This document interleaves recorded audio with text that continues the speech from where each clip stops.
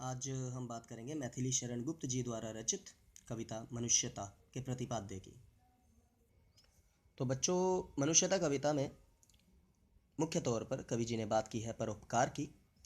तो वो कहते हैं मनुष्य को परोपकार करना चाहिए, क्योंकि मृत्यु अटल है तो मौत का डर नहीं होना चाहिए, और साथ ही हमें एक अच्छी मृत्यु प्राप्त करनी चाहिए, सुमृत्यु। और साथ ही उन्होंने इस कविता में महान योद्धाओं का उदाहरण दिया है, दधीची जी, उसी निर्देश के राजा जी, और रंतिदेव और कर्ण, जिनके द्वारा बताया है कि कैसे उन्होंने अपना सर्वस्व दान कर दिया समाज के भले के लिए।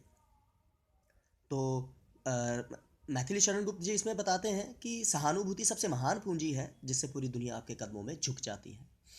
तो यहाँ पर कोई अनाथ नहीं, और हमारे अंदर धन या ये सोचकर कि हमारे माँ बाप हैं, कोई गर्व में हमें अंधा नहीं होना, क्योंकि तीनों लोगों के जो ईश्वर हैं उनका हाथ सभी के सर पर है।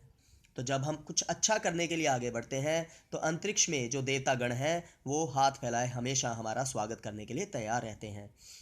और मनुष्य में, जिस मनुष्य में ये भाव है, उसके दिमाग में ये है कि हम सभी बंधु हैं, सखा हैं, क्योंकि हम उस ईश्वर की संतान हैं। वो सबसे विवेकशील बात है, क्योंकि अंतर्मन हमारा एक है, चाहे दैहिक अंतर है, दैहिक अर्थात देह का, शरीर का अंतर है कर्मों के कारण।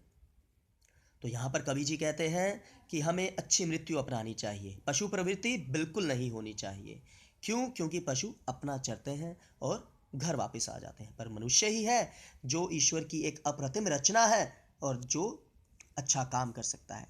एक इंसान होना मनुष्यता नहीं है, मनुष्यता एक भाव है। आपने देखा होगा, एक कुतिया भी जब बिल्ली के बच्चे को दूध पिलाती है, वो मनुष्यता है। तो मनुष्यता का भाव मन में रखें, अच्छे कार्य करें और कुमृत्यु से बचें। यही संदेश है इस कविता का।